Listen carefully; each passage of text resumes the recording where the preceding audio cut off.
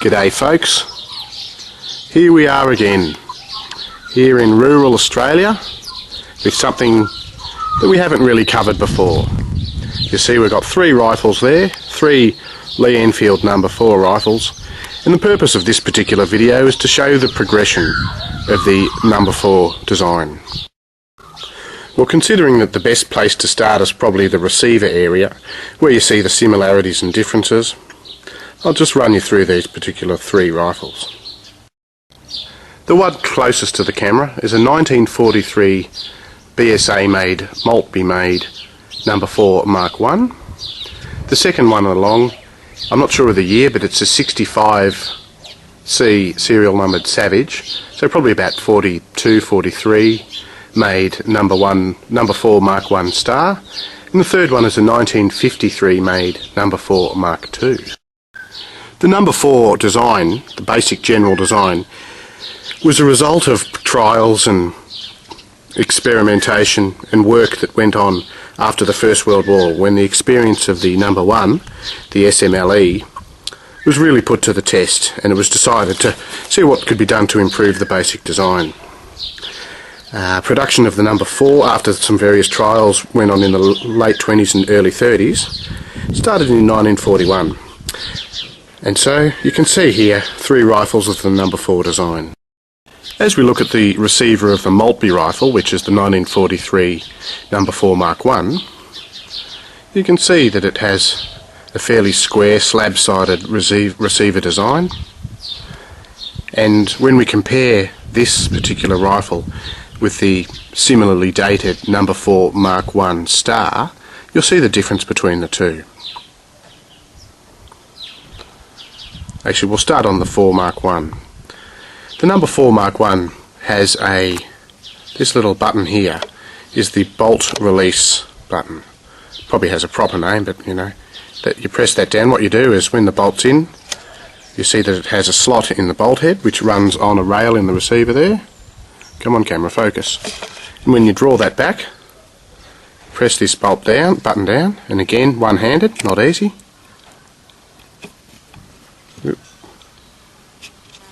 There we go. Nearly there. And that slides out. So you can remove the bolt that way. See the slot in the top of the bolt head there? And to put the bolt back in, make sure that the rear side's up. Slide her in. This is going to be hard one-handed. Got to get a tripod. You spin the bolt head down, you press the button down, and you hook. I'll try it with this hand. Button down, hook the bolt head onto the rail there. You can see that it's hooked onto the rail. Then you slide her forward. Pull in the trigger, close the bolt. So that's the bolt closed but not cocked. Early on in the Second World War, when manufacturing of the No.4 was taking place in England, it was also contracted to take place in North America. So you had the Chicopee Falls factory of the Savage Stevens Company, and there was also the Long Branch in the United States, and there's the Long Branch Company in Canada. Now what they did, and I'm not sure who did it first, they worked out that to simplify the design, rather than have this button here for the bolt head release, you can see there on this rifle it doesn't have one. But what you do is you look forward and see right towards the front of the rail there's a section without the track there. So what you do is you pull the trigger in and you slide that forward, so you align the bolt head with the gap, and you can undo it that way. So the bolt comes out. So you can take the bolt out, you put the bolt in, again one-handed, and this is going to be interesting. I'll push that in there slightly, and you line up the bolt head with the groove there, and it slides onto the track. So you don't have this little push button arrangement here.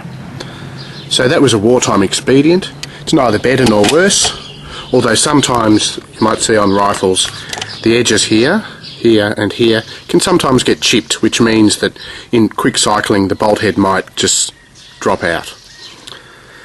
The bolt actually in this particular rifle isn't the proper bolt for the rifle, because I left that at home, didn't I?